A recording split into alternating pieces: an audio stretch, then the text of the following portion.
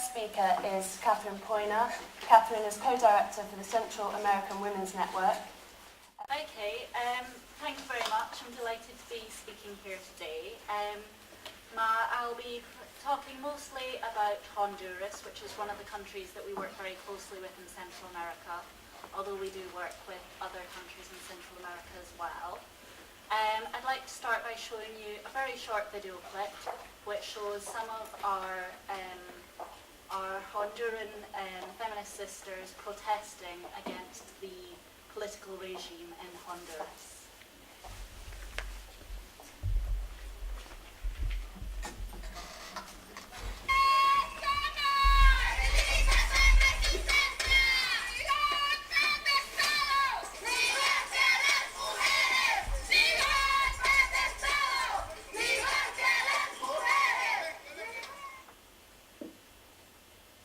Ni golpes de Estado, ni golpes a las mujeres. No coup d'etat nor beating of women. This is the chant of the Honduran feminists in resistance. In Honduras, feminism and politics are inextricably intertwined. In 2009, there was a military coup, during which President Manuel Zelaya was ousted and Roberto Micheletti installed himself as leader. 3 months later, in a mock election, Porfirio Lobo took on the role of president. Since the coup, emergency contraception, which had been legalized in 1999, has once again been made illegal.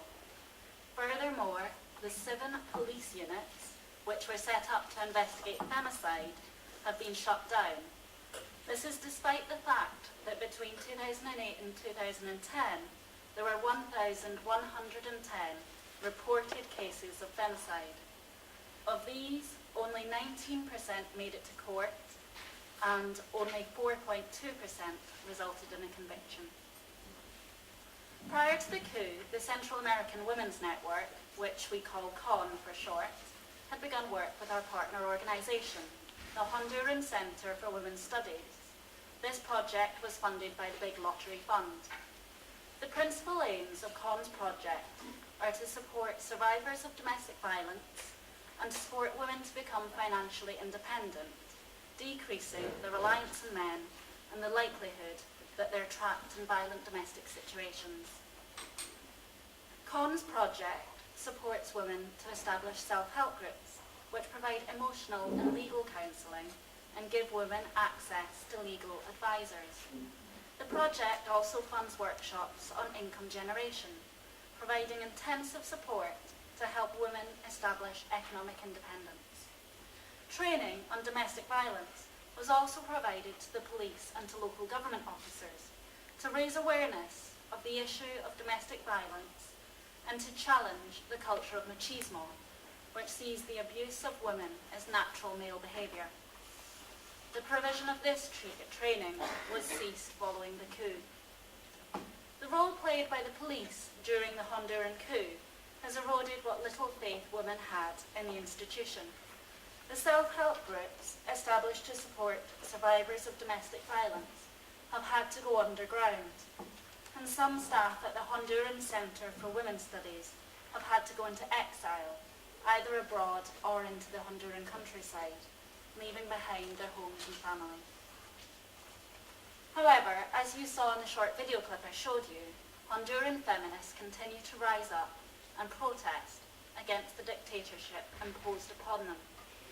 They continue to fight for their right to contraception. They continue to fight for the legalization of abortion, which is illegal even following rape or incest and is a significant cause of female mortality. They continue to fight for the rights of the LGBTB community and successfully lobbied for the adoption of the 2009 Resolution on Human Rights, Sex and Orientation and Gender Identity. The Honduran feminist movement has also joined with other resistance movements to challenge the self-appointed president. Here in the UK, we can support our feminist sisters in Honduras by speaking out against the coup and the appalling human rights, which are also women's rights, violations. For as long as a dictatorship remains in place, the effects will be felt by current feminists and future generations of potential feminists, as young people are indoctrinated into the right-wing, anti-women views of the government. We, as UK feminists, can learn from Honduran women that politics and feminists cannot be separated. Ni golpes de Estado, ni golpes a las mujeres. No coup d'etat, nor beating of women. Thank you very much.